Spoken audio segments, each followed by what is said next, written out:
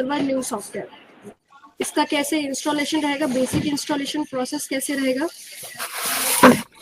और किस तरीके से सॉफ्टवेयर को आप यूज करेंगे, कैसे डिवाइस कनेक्ट करेंगे, वो मैं अभी आपको गाइड कर रही हूँ। तो अभी मैं आपको स्क्रीन शेयर कर रही हूँ कि किस तरीके से हम इसका इंस्टॉलेशन प्रोसेस करेंगे और क्या क्या आपको इस सॉफ्टवेयर के इंस्टॉलेशन के लिए क्या बेसिक रिक्वायरमेंट रहता है सिस्टम में, वो आपको मैं गाइड करूँगी। security.com, ESSLsecurity.com में आप डाउनलोड्स ऑप्शन पे जाएंगे। यहाँ पे आपको eBio Server new software show करेगा। यहाँ से आप सॉफ्टवेयर को डाउनलोड कर लेंगे।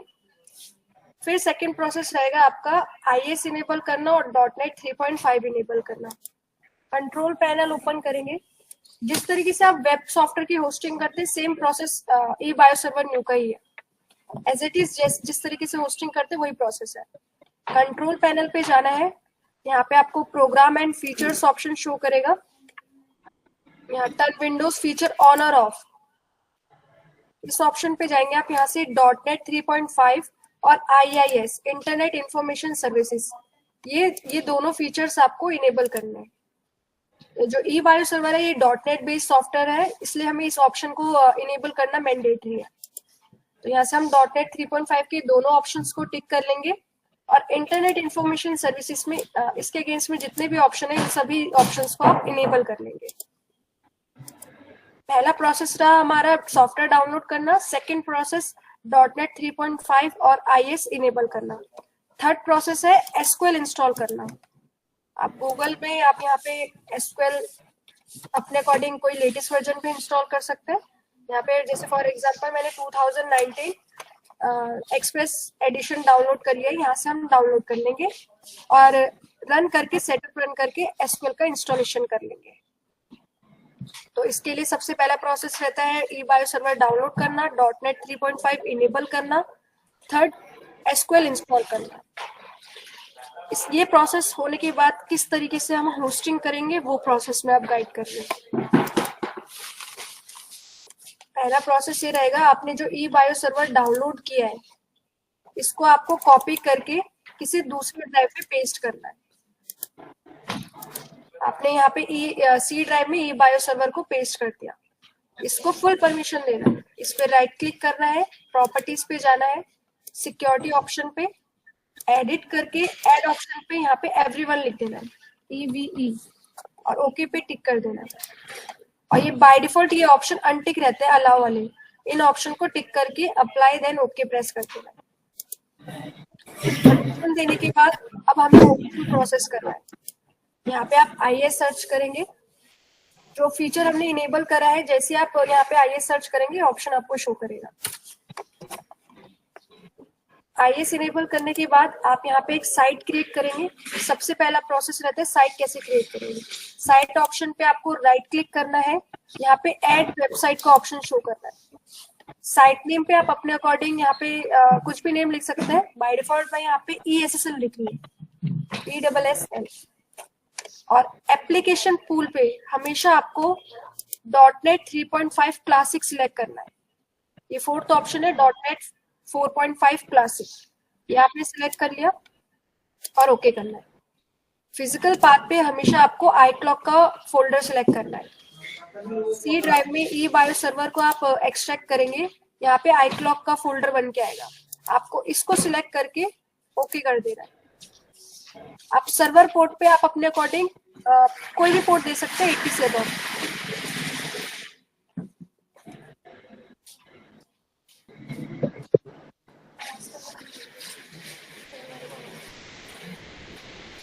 सर्वर पोर्ट पे आप यहाँ पे 80 से अबव कुछ भी पोर्ट लिख सकते हैं। फॉर एग्जांपल 85, 82, 81, जो भी आपके लोकेशन पे पोर्ट किसी और को अलाउ नहीं है, फ्री पोर्ट को आप यहाँ पे ऐड कर देंगे।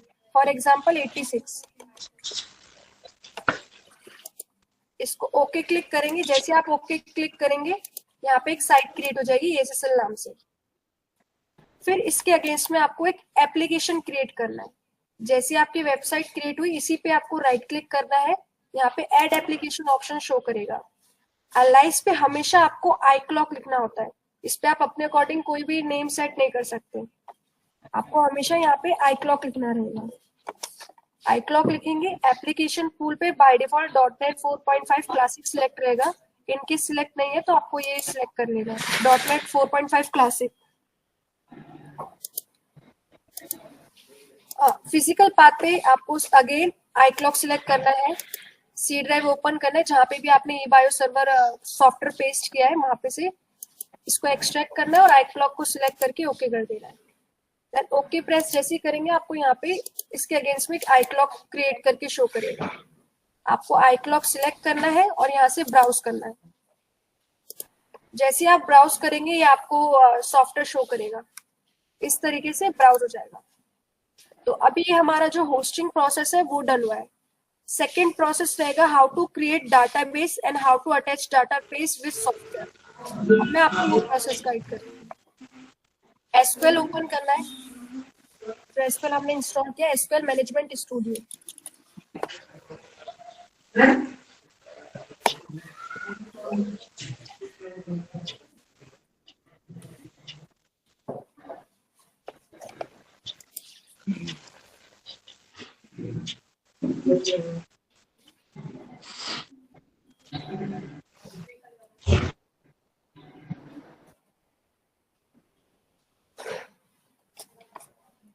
एसक्यूएल मैनेजमेंट ओपन हुआ, आपने इसको कनेक्ट किया।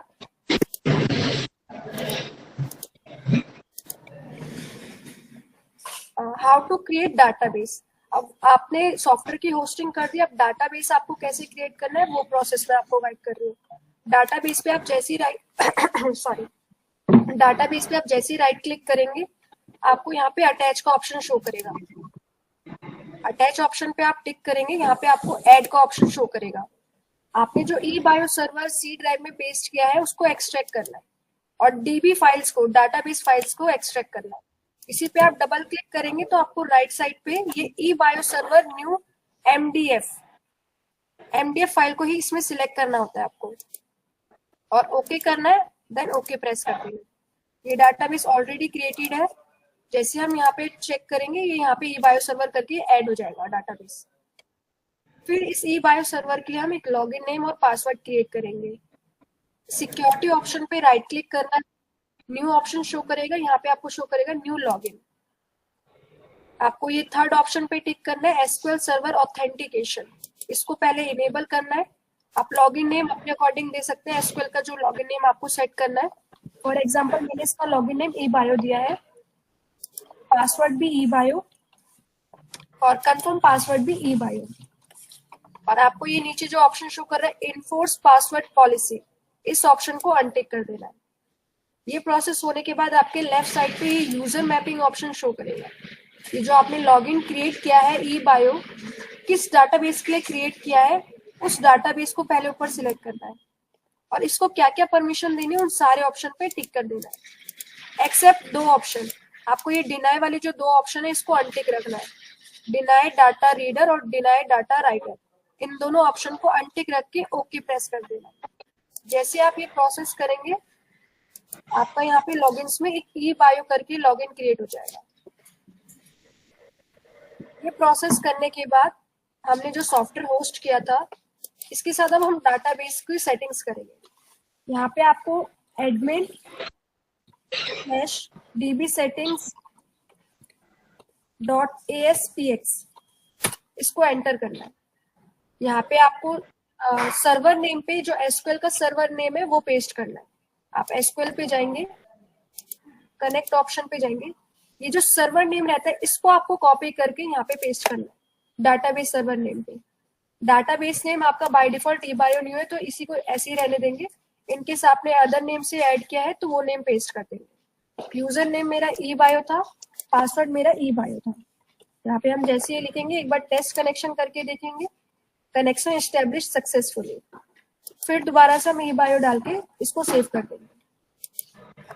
यहाँ पे आपका पॉपअप आ जाएगा और बाय डिफॉल्ट सॉफ्टवेयर का लॉगिन नेम पासवर्ड स्मॉल में ESSL, पासवर्ड भी ESSL, ESSL पासवर्ड भी ESSL। यहाँ पे जो कैप्चा शो कर रहा है सेम एज इट इज ऐसे आप लिख देंगे और एंटर कर देंगे। जैसे आप एंटर करेंगे ये आपको सॉफ्टवेयर शो करेगा।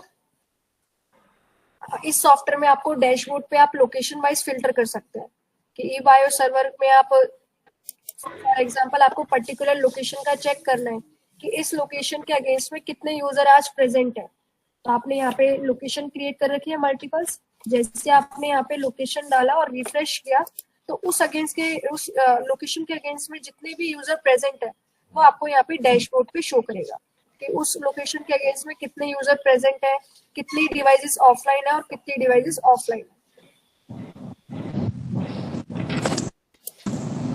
उसके बाद आप एक्सेस कंट्रोल ऑप्शन पे जाएंगे। एक्सेस कंट्रोल ऑप्शन पे हम पहले अपनी डिवाइस को कनेक्ट करेंगे सॉफ्टवेयर के साथ। डिवाइस लिस्ट ऑप्शन पे हमें जाना है, डिवाइस को ऐड करना है। ऐड करने का प्रोसेस में आप अपने अकॉर्डिंग यहाँ पे नेम सेट कर सकते हैं। फॉर एग्जांपल आप इसको लाइब्रेरी में लगा रहे हैं या किसी ऑफिस में लगा रहे हैं, नोएडा लोकेशन पे लगा रहे हैं, जिससे आप अलग अलग आइडेंटिफाई कर सके। आप अपने अकॉर्डिंग कोई भी नेम सेट कर सकते हैं। मैंने यहाँ पे ये लिख दिया। सीरियल नंबर पे आपको एज इट इज वही सीरियल नंबर लिखना है जो बायोमेट्रिक में फिल है, कैप्स लेटर में।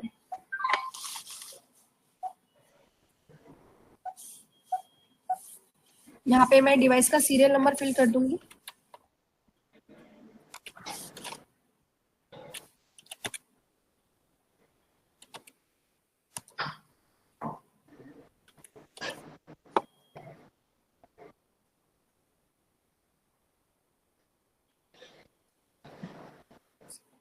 लोकेशन, इसमें एक लोकेशन का ऑप्शन दिया गया है ई बायो सर्वर में। इसमें लोकेशन मैंडेटरी है। लोकेशन वाइज फॉर एग्जांपल आपकी मल्टीपल लोकेशन है, दिल्ली, नोएडा, गुजरात। अगर आपने इस डिवाइस के अगेंस्ट में दिल्ली लोकेशन अपडेट कर दिया है और जब आप यूजर ऐड करेंगे, जिस भी यूजर के अगेंस्ट में आप दिल्ली लोकेशन ऐड करेंगे वो ऑटोमेटिकली दिल्ली लोकेशन वाली डिवाइस पे यूजर ऐड हो जाएगा। आपको अपलोडिंग का प्रोसेस नहीं करना पड़ेगा।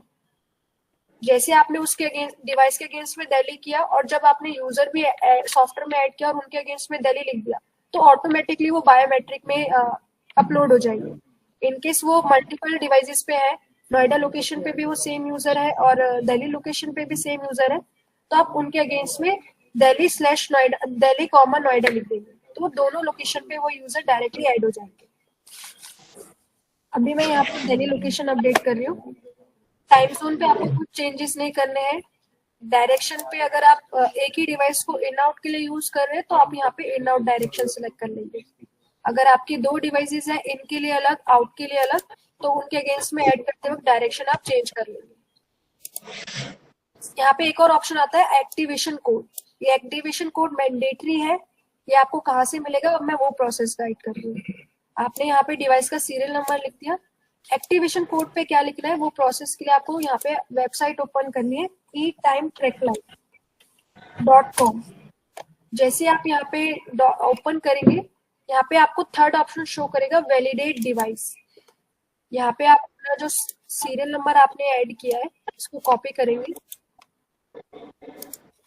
और वैलिडेट डिवाइस ऑप्शन पे जाएंगे। यहाँ पे इसको एज इट इज पेस्ट कर देंगे। 3+6 यहाँ पे आप 9 लिख देंगे और जैसे इसको वैलिडेट पे टिक करेंगे इस सेकंड ऑप्शन आ जाएगा एक्टिवेशन कोड। तो जो भी डिवाइसेस आप ऐड करते जाएंगे उसका सीरियल नंबर कॉपी करना है, वेबसाइट ओपन करना है eTimeTrackline, यहाँ पे कॉपी करके आपको एक्टिवेशन कोड मिल जाएगा, इसमें यहाँ पे पेस्ट कर देना है। इस अटेंडेंस डिवाइस येस और नो, अटेंडेंस डिवाइस है येस सिलेक्ट कर लेंगे और सेव कर देंगे। आपकी डिवाइस इस तरीके से ऐड हो जाएगी। अब इस डिवाइस को ऐड कैसे करना है, आपके जो सिस्टम का आईपी है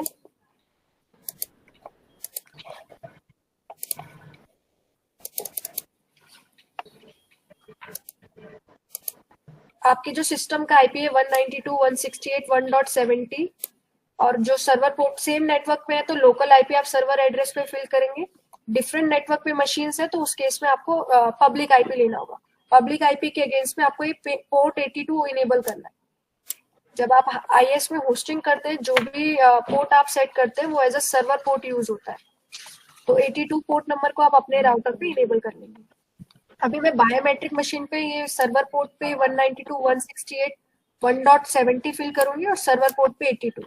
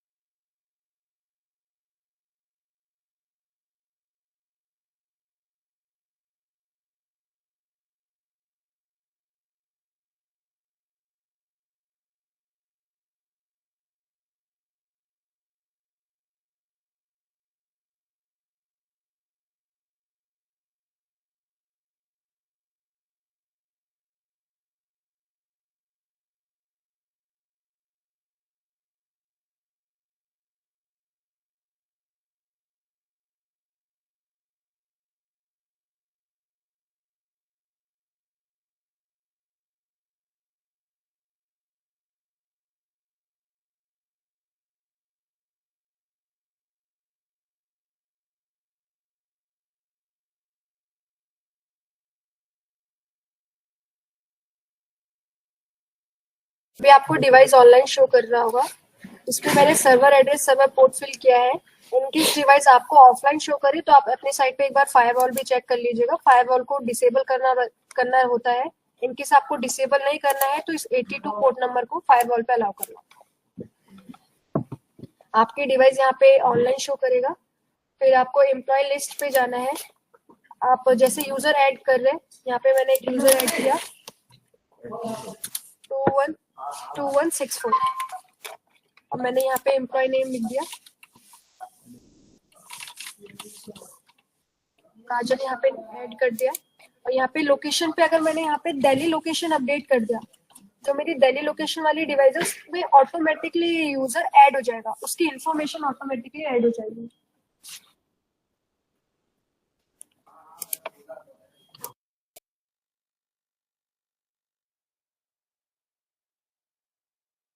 अभी तक तो हो रहा था।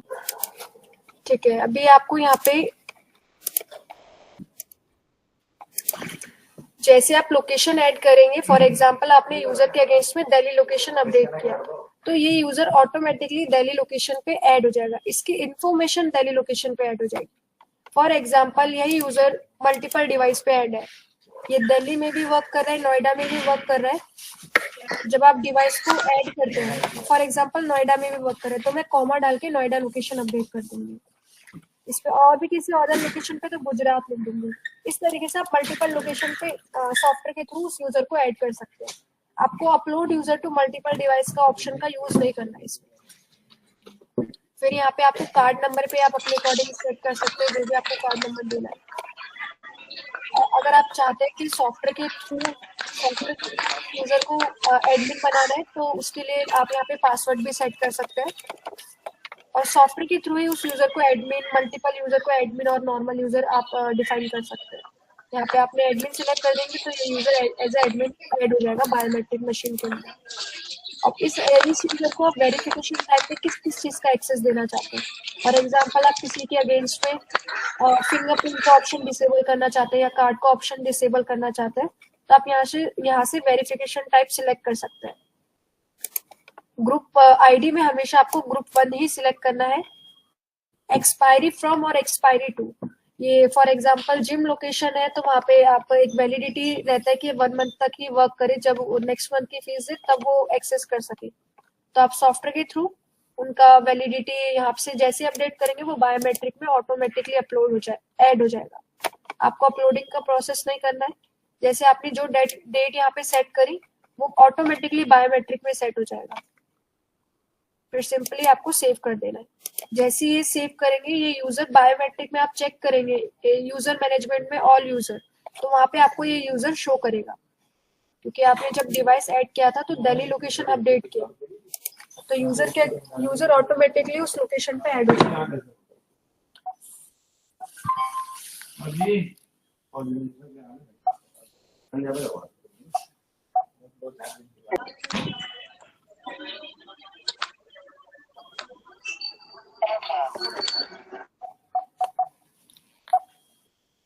छोटा वाला तुम्हारा सामान चलाएंगे। डिवाइस लॉग लिस्ट पे जाएंगे तो आपको यहाँ पे यूजर शो करेंगे। मैंने जैसे अभी अटेंडेंस मार्क किया है, यहाँ पे शो कर रहा है, लॉग डेट लिख कर आ रहा है 11 जनवरी 2025 10:02 पे मैंने अटेंडेंस पे शो किया है। मेरा एम्प्लॉय कोड शो कर रहा है 2164, एम्प्लॉय नेम शो कर रहा है काजल, और डिवाइस किस डिवाइस से मैंने अटेंडेंस मार्क किया है और किस लोकेशन से अटेंडेंस मार्क किया है, दिल्ली लोकेशन। अब यहाँ पे वेरिफिकेशन टाइप पे आपको फेस शो करेगा और डायरेक्शन में इन आउट लिख कर आ जाएगा। फिर यहाँ पे डिवाइस कमांड ऑप्शन पे आपको जो भी आप कमांड एग्जीक्यूट करेंगे वो स्टेटस यहाँ पे शो करेगा। और जैसे आप एम्प्लॉय लिस्ट ऑप्शन पे जाएंगे, यहाँ पे क्यूआर कोड का भी ऑप्शन फीचर आया है सॉफ्टवेयर में। आप ऑटोमेटिकली यहाँ पे क्यूआर कोड जनरेट हो जाएगा। जैसे आप पहले third party QR code use करते थे, आपको third party QR generator use करने की जरूरत नहीं है। सॉफ्टवेयर में ये क्यूआर कोड का एक फीचर ऑप्शन आया है, तो आप यहाँ से क्यूआर कोड को आप शेयर कर सकते हैं अपने एम्प्लॉय के साथ। जैसे ही डिवाइस पे शो करेंगे, डिवाइस में वो एक्सेस कर सकता है। नहीं आपको सारे लॉग शो करेंगे। डिवाइस लॉग्स इलीगल, इनकेस कोई अनऑथराइज पर्सन बायोमेट्रिक में अपना फेस शो करता है, कोई एरर्स आते हैं बायोमेट्रिक में, अटेंडेंस शो करते वक्त फिंगरप्रिंट एक्सेप्ट नहीं करता है, तो सारे एरर्स आपको यहाँ पे शो करेंगे। हेलो डिवाइस पे जाते हैं, अटेंडेंस ऑप्शन पे कंपनी सेटिंग्स ऑप्शन है। हेलो आप फॉर एग्जांपल एक कंपनी क्रिएट करते हैं, इसमें आप एक ही कंपनी क्रिएट कर सकते हैं और उस कंपनी के अगेंस्ट में आपको यहाँ पे आप शिफ्ट असाइन कर सकते हैं कंपनी के अगेंस्ट में, और कितने ड्यूरेशन के बाद कितने ड्यूरेशन तक उनको वर्क करना है, कम वर्क किया तो हाफ डे कंसीडर होना चाहिए। ये सारा प्रोसेस यहाँ पे से आप सेटिंग्स कर सकते हैं। एम्प्लॉयज ऑप्शन सेम ऑप्शन है, एक एक्सेस कंट्रोल में एम्प्लॉय लिस्ट ऑप्शन है, एक अटेंडेंस एम्प्लॉय लिस्ट है। इसमें जब आप यूजर ऐड करते हैं तो जो भी लोकेशन आप अपडेट करेंगे वो ऑटोमेटिकली बायोमेट्रिक में ऐड हो जाएंगे और यहाँ पे वो यूजर शो करेंगे जो आपके बायोमेट्रिक में रहेंगे सारे। मैनुअली जो हेलो हॉलीडेज ऑप्शन पे जाएंगे, यहाँ से आप हॉलीडेज क्रिएट कर सकते हैं, मल्टीपल हॉलीडेज क्रिएट कर सकते हैं। और लीव टाइप पे आप यहाँ पे लीव टाइप क्रिएट कर सकते हैं, ऐड ऑप्शन है। आप यहाँ पे लीव टाइप और कितनी लिमिट देनी है वो यहाँ पे से सेट कर सकते हैं। शिफ्ट टाइप, यहाँ से आप मल्टीपल शिफ्ट क्रिएट कर सकते हैं। यहाँ पे उनका शिफ्ट ने कोड में आपको यहाँ पे आप कुछ भी फिल कर सकते हैं। फॉर एग्जांपल 12 कर दिया या 1 कर दिया, ये कोड है, इसका ऐसा कोई मैंडेटरी नहीं कि ये कोड लिखना है, आप अपने अकॉर्डिंग 1 2 3 4 5 कोड लिख सकते हैं। और शिफ्ट नेम पे आप शिफ्ट नेम अपडेट कर देंगे, लोकेशन पे लोकेशन अपडेट कर देंगे, और उनका बिगिन टाइमिंग क्या है, शिफ्ट का एंड टाइमिंग क्या है, और कितना ड्यूरेशन तक उनको वर्क करना है, ये चीज भी आप यहाँ पे सेट कर सकते हैं कि इतने ड्यूरेशन से कम वर्क करेंगे तो उनका हाफ डे कंसीडर हो, और इतने से कम काम किया तो उनका एब्सेंट कंसीडर हो। वो यहाँ से आप सेट कर सकते हैं ड्यूरेशन के थ्रू।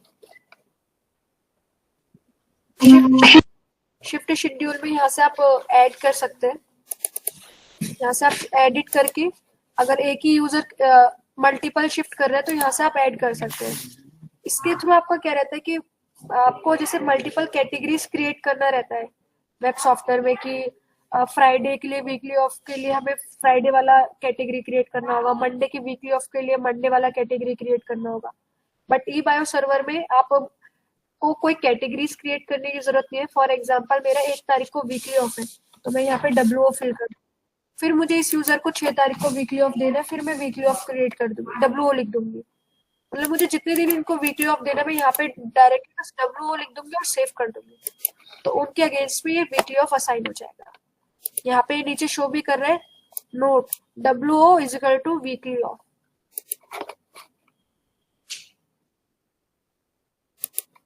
पीरियड सेटिंग, इसमें ये रहेगा कि आपका एक ही दिन पे यूजर 3 शिफ्ट कर रहा है, तो पहले जैसे आप एक शिफ्ट करने के बाद second shift as a overtime consider करता था, इसमें एक ही दिन में आप 3 शिफ्ट कर सकते हो और वो तीनों शिफ्टें आपको शो करेंगी। तो आप यहाँ पे अलग अलग शिफ्ट क्रिएट कर दोगे।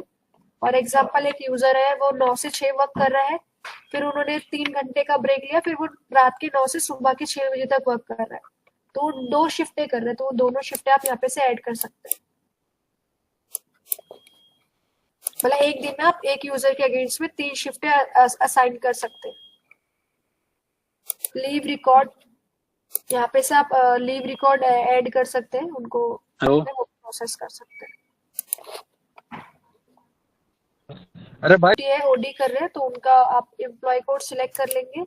फॉर एग्जांपल 2164, उन्होंने कितने घंटे काम किया, यहाँ पे मैंने 540 मिनट अपडेट कर दिया और अप्रूव्ड ऑप्शन पे टिक कर दिया। अप्रूवर कोड पे यहाँ पे जो भी सॉफ्टवेयर को मैनेज कर रहे हैं उनका कोड आप यहाँ पे फिल कर देंगे और मुझे किस किस डेट को इनको ओटी देना है। फॉर एग्जांपल मैं 10 जनवरी को मैंने ओडी किया था, किसी साइट वर्क पे गई थी, तो मैंने यहाँ पे उनका ड्यूरेशन डाल दिया, एम्प्लॉय कोड डाल दिया, स्टेटस पे अप्रूव डाल दिया।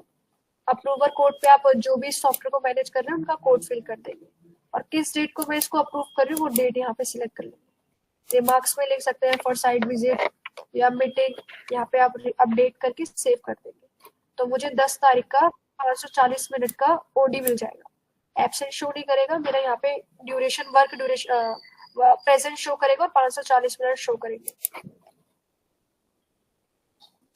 कॉम्प ऑफ रिकॉर्ड ऐसे रहता है, फॉर एग्जांपल आपके साइट पे आपके बॉस ने या आपके मैनेजमेंट ने बोला कि आज आपको ओवर टाइम करना है या आपको सेकंड शिफ्ट भी करनी है, आपको कॉम्प ऑफ मिल जाएगा। कॉम्प ऑफ मीन्स कि आप इस कॉम्प ऑफ को यूज कर सकते हैं जिस भी दिन आपको छुट्टी चाहिए। जिस दिन आपने ओवर टाइम किया ये आपका कॉम्प ऑफ ऐड होता जाएगा सॉफ्टवेयर के थ्रू कि आपके पास आपने कितने दिन ओवर टाइम किया, उसके अगेंस्ट में आपको 2 दिन की छुट्टी देगी। बेसिकली आपका जैसे संडे छुट्टी है, आपने एक दिन ओवर टाइम किया तो उस केस में आपको एक और छुट्टी प्रोवाइड कर दे, तो वो आप कभी भी ले सकते हैं। अटेंडेंस रजिस्टर, यहाँ पे आप लोकेशन फिल्टर करेंगे। फॉर एग्जांपल मैंने दिल्ली लोकेशन फिल्टर किया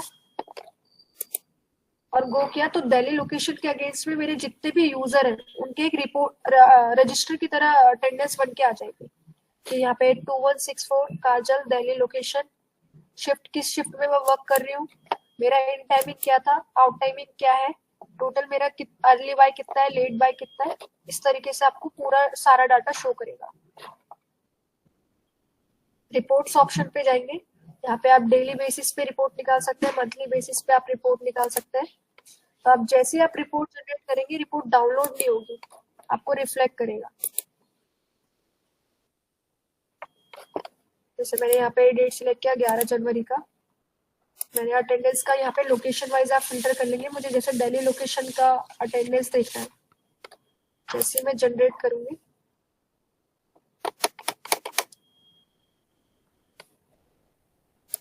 यहाँ पे इस तरीके से रिपोर्ट आ जाएगी दिल्ली लोकेशन के यूजर्स की। एक 1 यूजर आईडी का है, सेकंड 2164 का है। इनका यहाँ पे शिफ्ट का टाइमिंग क्या है और मेरा इन टाइमिंग क्या है और आउट टाइमिंग क्या है वो यहाँ पे शो कर रहा है। मैं शिफ्ट से कितना लेट हूँ, कितना पहले गई हूँ, ये सारा चीज यहाँ पे शो करेगा आपको। इसको आप यहाँ पे जो ये ऑप्शन है एक्सपोर्ट का, इसको आप एक्सेल पीडीएफ वर्ड में कन्वर्ट कर सकते हैं।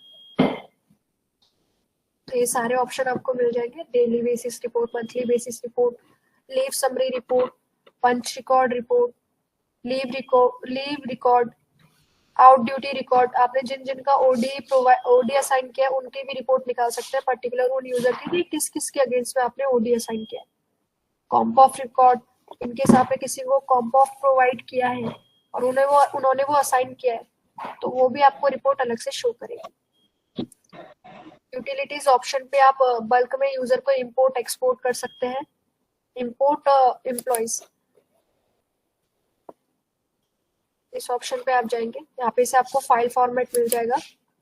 इस फाइल फॉर्मेट के अकॉर्डिंग अगर आप बल्क में यूजर को अपडेट कर सकते हैं। यहाँ पे एम्प्लॉय कोड, उनका नेम, लोकेशन की किस लोकेशन पे इस यूजर को ऐड करना है।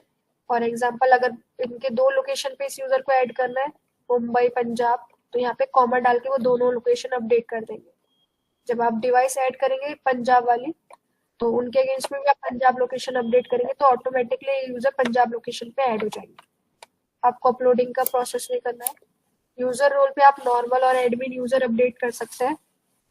कार्ड नंबर पे आप कार्ड नंबर सेट कर सकते हैं।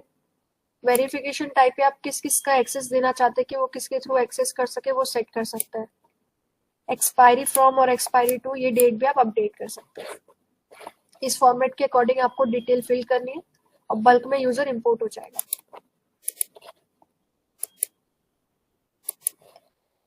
यूटिलिटीज में आपको इंपोर्ट, एक्सपोर्ट और employ attendance, import employ attendance, export employ attendance, ये सारे डिटेल आपको शो करेगा। यहाँ पे एक ऑप्शन है पैरेलल डेटाबेस एक्सपोर्ट,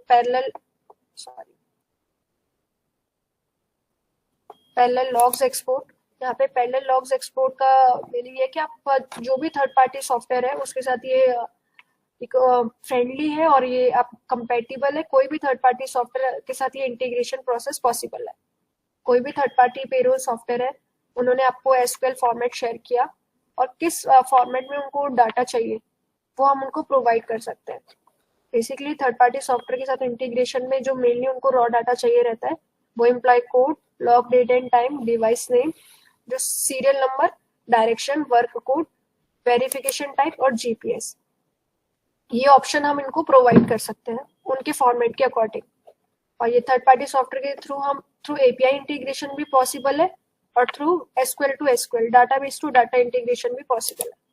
यहाँ पे आप डाटाबेस किस डाटाबेस के साथ इंटीग्रेशन कर सकते हैं, MS SQL server, TLS, Oracle और माई एसक्यूएल। इन डाटाबेस के साथ हम थर्ड पार्टी सॉफ्टवेयर के साथ इंटीग्रेशन प्रोसेस कर सकते हैं।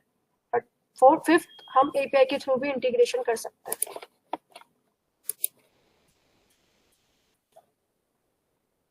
सिस्टम यूजर, आप इस सॉफ्टवेयर के लिए मल्टीपल यूजर क्रिएट कर सकते हैं। मल्टीपल पासवर्ड, आप अगर इसका पासवर्ड चेंज करना चाहते हैं या ऐड करना चाहते हैं तो यहाँ से आप ऐड कर सकते हैं।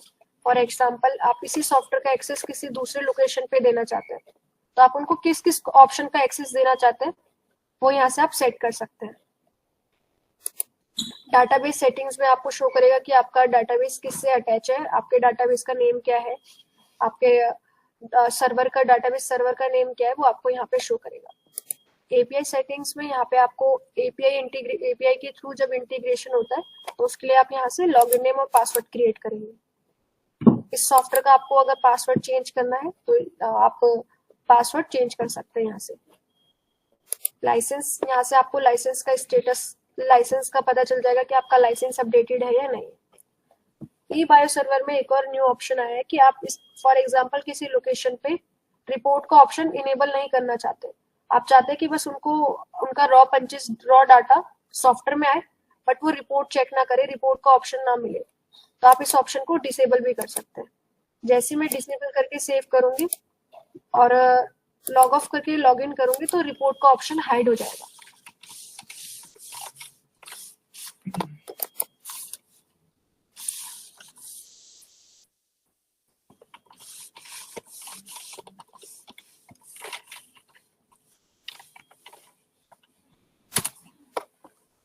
अभी आप यहाँ पे देख रहे होंगे कि आपको कहीं पे भी रिपोर्ट का ऑप्शन शो नहीं कर रहा है, तो यहाँ से आप वो ऑप्शन इनेबल और डिसेबल कर सकते हैं अपने यूजर के अकॉर्डिंग। अगर मैं चाहती हूँ दोबारा से इनेबल करना तो इस ऑप्शन को टिक करके दोबारा से इनेबल कर सकते हैं। बाकी सॉफ्टवेयर में जो बेसिक चीजें हैं और जो मेनली यूज होगा वो प्रोसेस मैंने आपको गाइड कर दिया है।